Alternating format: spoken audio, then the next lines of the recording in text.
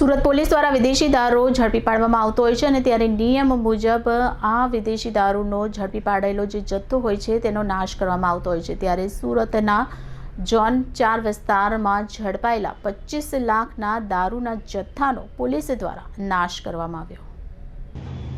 ગુજરાતમાં દારૂબંધી હોવા છતાં પરપ્રાંતમાંથી મોટા પ્રમાણમાં વિદેશી દારૂનો જથ્થો ઘુસાડવામાં આવતો હોય છે। ત્યારે સુરત શહેરમાં દમણ, હરિયાણા, રાજસ્થાન, સેલવાસથી ગેરકાયદેસર રીતે દારૂ ઘુસાડવામાં આવતો હોય છે। સુરત શહેરના ઝોન 4ના અઠવા, ઉમરા, પાંડેસરા, વેસુ અને ખડોદરા પોલીસ સ્ટેશન વિસ્તારમાંથી 25નો વિદેશી દારૂ ઝડપાયો છે, જેને આજરોજ બુલડોઝર ફેરવી નાશ કરાયો। ગુજરાતમાં દારૂબંધી વચ્ચે પણ દારૂની હેરાફેરી અટકવાનું નામ નથી લેતી। પોલીસ દ્વારા દારૂના જથ્થાને ઝડપી લઈ છાશવારે કાર્યવાહી કરવામાં આવે છે, તેમ છતાં બુટલેગરો દ્વારા દારૂની ખેપ મારવામાં આવતી હોય છે।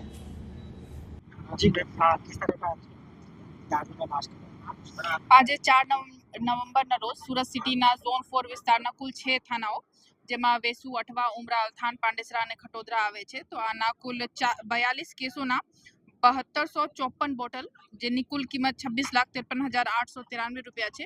આના નાશ પંચનામા વિગતે એસડીએમ બંને અને પોલીસ ખાતાના બધા અધિકારીઓ સમક્ષ કરવામાં આવી રહ્યા છે અને આ કામગીરી થોડી કલાકમાં પૂર્ણ થશે। કેટલા પોલીસ સ્ટેશનનો માલ હતો અને કઈ રીતના પકડવામાં આવ્યો હતો?